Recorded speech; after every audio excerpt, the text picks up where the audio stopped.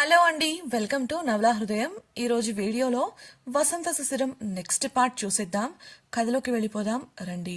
వసంత్ కోపంగా ఉన్నాడని తెలుసుకొని నేరుగా కలిసి జరిగింది చెప్పాలని ఆఫీస్కి వెళ్తుంది శిశిర. కంపెనీలో ఉన్నవాళ్లు ఆమెపై కోపంగా ఉండటంతో ఎలా అయినా శిశిరను వారి నుంచి కాపాడాలన్న ఉద్దేశంతో ఆమెను బయటకు వెళ్ళిపోమ్మని చెబుతాడు వసంత్. సౌమ్యతో డిన్నర్ చేస్తున్న వసంత్ ఫోటోలు చూసి కోపం తెచ్చుకొని ఎవరికీ చెప్పకుండా ఫామ్ హౌస్కి వెళ్తుంది శిశిర. ఆమె ఇంట్లో ఉందని తెలుసుకొని మాట్లాడాలని ఆమె గదికి వెళ్లిన వసంత్కు ఆమె కనిపించదు. ఫోన్ చేస్తే స్విచ్ ఆఫ్ అని వస్తుంది. వెంటనే ఉమకు కాల్ చేశాడు వసంత్. కైనా మంచిదని ముందే శిశిరతో పాటు ఉండే ముగ్గురి ఫోన్ నంబర్లు వివరాలు సేకరించి పెట్టుకున్నాడు. అలా చేస్తూనే ఫామ్ హౌస్ బయట ఉన్న సీసీ ఫుటేజ్ తెరిచి చూశాడు వసంత్. అకస్మాత్తుగా బ్యాగుతో దిగిన శిశిరను మందలిస్తోంది ఉమ. ఫోన్ మోగగా ఎవరా ఈ టైంలో అనుకుంటూ ఎత్తింది. శిశిర అక్కడే ఉందా అన్న వసంత్ స్వరం విని నా నెంబర్ ఈయనకెలా తెలుసు మనసులో అనుకుంటూనే ఫోన్ స్పీకర్లో పెట్టి శిశిర వంక చూసింది. నిన్నే అడిగేది, శిశిర అక్కడికొచ్చిందా? వసంత్ మళ్ళీ అడిగేసరికి రాలేదని చెప్పమంటూ తల అడ్డంగా ఊపింది శిశిర. అది ఏం చెప్పాలో అర్థం కాక గ్యాప్ ఇచ్చింది ఉమ. తాను చెప్పినట్లు చెప్పకపోతే బ్యాగ్ తీసుకొని ఎక్కడికైనా వెళ్ళిపోతానని సైగ చేస్తూ బెదిరించింది శిశిర. ఇక తప్పక లేదండి రాలేదు, అయినా తను మీతో మాట్లాడాలని వచ్చింది కదా, ఇక్కడికెందుకు వస్తుంది? అతడు నమ్మేలా అబద్ధమాడింది ఉమ. ఫోన్ స్క్రీన్పై శిశిర బ్యాగ్తో ఫామ్ హౌస్లోకి వెళ్లడం చూసిన వసంత్కు శిశిర తనపై కోపంగా ఉందని, అందుకే ఇలా ఉమ చేత అబద్ధం ఆడిస్తోందని అర్థమైంది. ఉమ మాటలకు బదులుగా తను ఇంకా భోంచేయలేదు, తిని పడుకోమని చెప్పి కాల్ కట్ చేశాడు. ఆ మాటకు గతుక్కుమన్నారు ఇద్దరు. శిశిర తేరుకొని చిరాకుగా అటు ఇటు తిరుగుతుంటే దొంగం హొందానా, నీ వల్ల నా పరువు మాట రెండూ పోయాయి, అయినా ఇల్లు వదిలి వచ్చేసేంత కష్టం నీకేం వచ్చిందే ప్రశ్నించింది ఉమ. దాంతో ఆఫీస్లో జరిగిన సంఘటన మొదలు తాను ఏ స్థితిలో బయలుదేరి రావాల్సి వచ్చిందో వివరించింది శిశిర. నేనెలా కనబడుతున్నాను ఆ మనిషికి? అలా అందరి ముందు బయట నిలబెట్టి వెళ్ళిపోమంటారా? కోపంగా అడిగింది ఆమె. ఏమో, ఆయన ఏ పరిస్థితుల్లో అలా చేశారో. ఒకవేళ ఉద్యోగులు కోపంగా ఉన్నారని నువ్వే చెప్పావు కదా, సమస్యలు రాకుండా ఉండాలని నీకోసమే అలా చేసుండొచ్చు కదా అని ఉమ సర్ది చెప్పింది. అదేం కాదు, అలా అయితే ప్రాజెక్ట్ ఎందుకు హోల్డ్లో పెట్టారు? ఆ సౌమ్యతో డిన్నర్కి ఎందుకు వెళ్లారు? ఎప్పుడు ఆఫీస్ నుంచి రావడం లేట్ అయినా లేదంటే బయట తిన్నా ఫోన్ చేసి ఇన్ఫార్మ్ చేసేవారు, ఇవాళ చెయ్యలేదు అంది శిశిర. సౌమ్య పేరెత్తడమే కస్సుమని లేచింది ఉమ. నేను ముందు నుండి ఆ ముచ్చుమొహం దానికి దూరంగా ఉండమని చెబుతూనే ఉన్నాను, నువ్వే వినకుండా ఇంతదాకా తీసుకొచ్చుకున్నావు అని అరుస్తుంటే కన్నీళ్లతో చూసింది శిశిర. దాంతో మరో మాట అనలేకపోయింది ఉమ. నువ్వు ముందు ఫ్రెష్ అయ్యిరా, నేను తినడానికి ఏదైనా తీసుకొస్తాను, ఆ తర్వాత మనం ఏం చేయాలో ఆలోచిద్దాం సున్నితంగా చెప్పి వంటగదిలోకి వెళ్ళింది ఉమ. ఆమె బ్రెడ్ ఆమ్లెట్ వేసి తీసుకువచ్చేసరికి ఫ్రెష్ అయి వచ్చి ఆలోచిస్తూ కూర్చుంది శిశిర. త్వరగా తినేసి సౌమ్యపై ఉన్న తన అనుమానాన్ని వ్యక్తం చేస్తూ సౌమ్య ఛాలెంజ్ని గురించి కూడా చెప్పింది శిశిర. అసలు సౌమ్య నీతో ఛాలెంజ్ చేసిన విషయం వసంత్ గారికి చెప్పాయి, మిగతావన్నీ ఆయన చూసుకుంటారు కదా అని సలహా ఇచ్చింది ఉమ. లేదు ఉమా, నేను అమాయకురాలిని అనుకుంటూనే కదా నాతో స్నేహం చేసి నా అడ్డు తప్పించుకోవాలని అనుకుంది. మార్గంగా ఆలోచించింది. ఇప్పటి వరకు నాలోని సాఫ్ట్ కోణాన్ని మాత్రమే చూసింది, ఇకపై నాలోని క్రూరమైన కోణాన్ని తనకి పరిచయం చేస్తాను, నా నుంచి ఆయన్ను దూరం చెయ్యలేదని నిరూపిస్తా పళ్ళు కొరికింది శిశిర. అవునా, మరి మీ ఆయనను దూరం చేసుకోలేని దానివి ఇప్పుడెందుకు అలిగొచ్చావు? ఏ విషయమైనా దగ్గరే ఉండి తేల్చుకోవాల్సింది కదా. ఉమ వెటకారం చెయ్యగా చిరుకోపంగా చూసింది శిశిర. ఉమ తన మంచం దగ్గరకు వెళుతూ అర్థమైంది, అలక పాన్పెక్కావన్నమాట టీజింగ్గా అంటూనే నవ్వింది.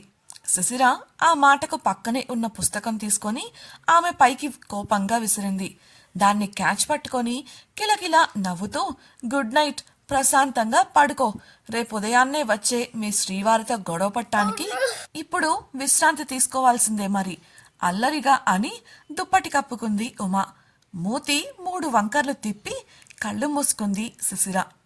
ప్రేమనివాసం గదిలో మంచంపై పడుకున్న వసంత్కు నిద్ర పట్టడం లేదు. ఎంత ప్రయత్నించినా వల్ల కాలేదు.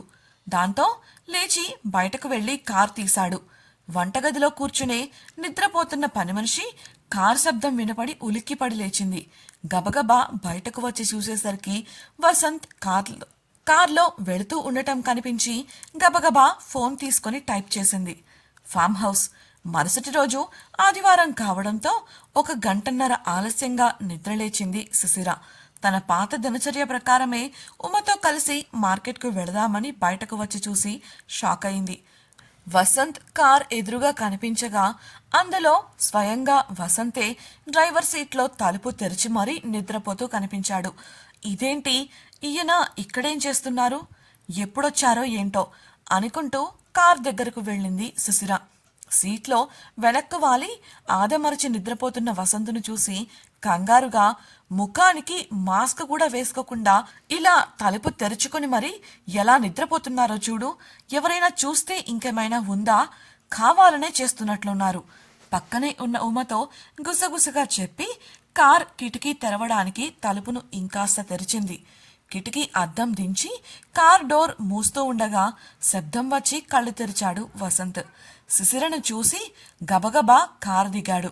శిశిర బెట్టు చేస్తూ రోడ్డు వైపుకు నడవబోతుంటే ఆమె చెయ్యి పట్టుకొని ఆపాడు వసంత్. నన్ను నీతో మాట్లాడనివ్వు శిశిర అని అడిగాడు.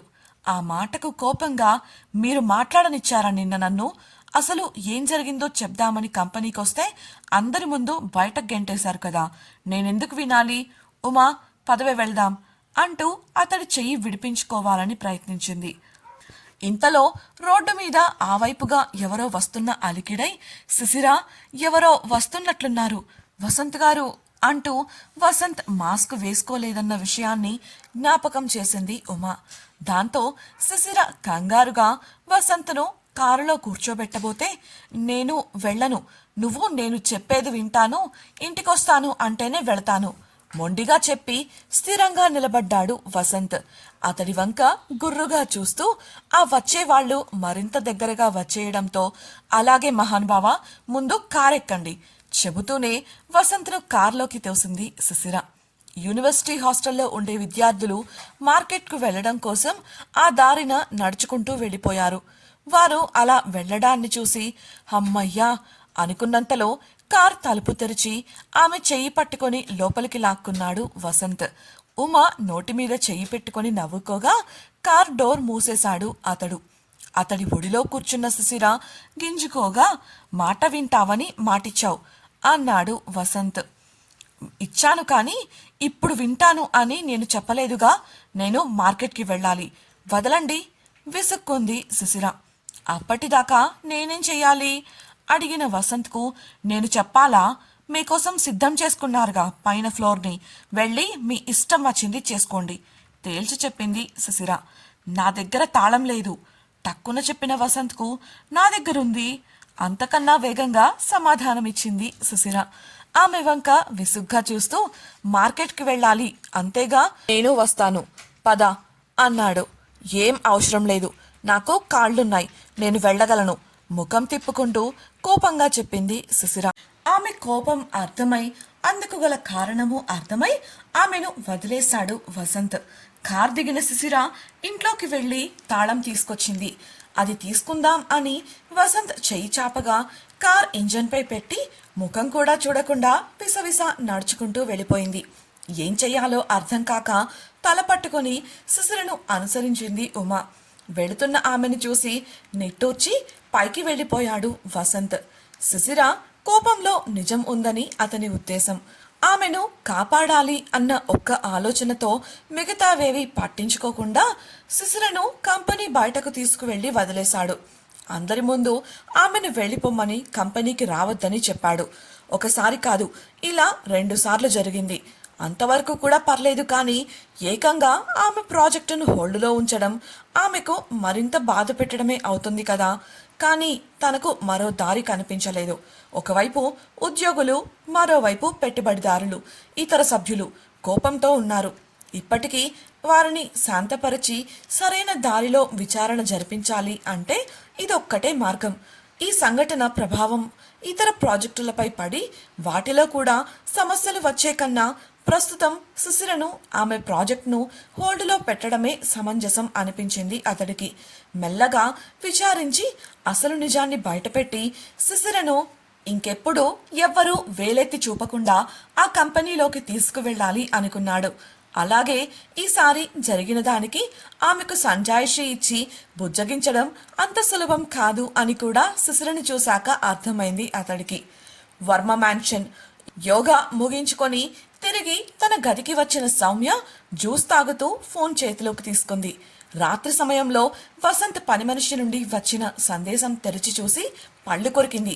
వెంటనే ఆమెకు కాల్ చేసి, ఏయ్ ఛాయా, వసంత్ దాని వెనుక వెళ్తుంటే నువ్వేం చేస్తున్నావు? అయినా ఇంత జరిగాక ఆ సుశిర ఏ ముఖం పెట్టుకొని ఇంటికొస్తుంది? అది ఇంటికి వస్తే నువ్వు నాకు ఎందుకు చెప్పలేదు అని అరిచింది. ఏంటి మేడం నన్ను తిడుతున్నారు? ఆవిడ ఇల్లు కాబట్టి ఆవిడొచ్చింది, రోజు వస్తుంది కదా, అందుకు నన్నంటారేంటి? రోజులానే వంట చేసి సార్ కోసం ఎదురు చూస్తూ కూర్చుంది. ఆ తర్వాత ఏమైందో, ఎప్పుడు బయటకు వెళ్ళిందో కూడా తెలియదు. సార్ వచ్చి చూస్తే లేదు, ఫోన్ చేసినా ఎత్తలేదు. ముందు సార్ కూడా పట్టించుకోకుండా గదికి వెళ్ళిపోయారు. తర్వాత ఏమైందో తెలియదు, కానీ హడావిడిగా కార్ తీసుకొని వెళ్ళిపోయారు. ఆయన్ను ఆపడానికి నేనేమన్నా ఆయనకు తల్లినా? బాహుబలిలో రమ్యకృష్ణలా బాహు అనగానే ఆయన ఆగడానికి ఇంటి పని మనిషిని. ఏదో నా ప్రయత్నం నేను చేశాను విసుక్కుంటూ వివరించింది ఛాయ. ఈడియట్ కోపంగా తిట్టి కాల్ కట్ చేసింది సౌమ్య. అటు ఇటు టెన్షన్గా తిరుగుతూ, ఇంత జరిగాక కూడా వసంత్ నమ్మట్లేదా? అంత నమ్మకమా ఆ పల్లెటూరి దాని మీద? చూస్తా, ఇవాళే డోస్ పెంచుతా. ఎలా నమ్మడో, దాని మాయలు ఎంతవరకు పనిచేస్తాయో అన్నీ చూస్తా అనుకుంటూ టవల్ తీసుకొని వెళ్ళిపోయింది. ఇంతకీ సౌమ్య నెక్స్ట్ ఏం చేయబోతోంది? సుశిర వసంత్ని క్షమిస్తుందా? అతడు ఆమెను ఎలా బుజ్జగిస్తాడు? అసలు ఈ ఛాయకు సుశిరతో వచ్చిన సమస్య ఏంటి? ఈ గొడవలో సుశిరే వసంత్ భార్య అని అందరికీ తెలియనుందా? తెలుసుకోవాలనుకుంటున్నారా? అయితే ఛానల్ని సబ్స్క్రైబ్ చేసి వసంత్ సుశిరం నెక్స్ట్ పార్ట్ వినేయండి. అలాగే మీకు ఈ వీడియో నచ్చినట్లయితే లైక్ చేసి మీ సన్నిహితులకు షేర్ చేయండి. మీ అభిప్రాయాలను మాతో పంచుకోవడం కోసం కామెంట్ సెక్షన్లో తెలియజేయగలరు. ఇట్లో మీ నవలా హృదయం team. Thank you for listening.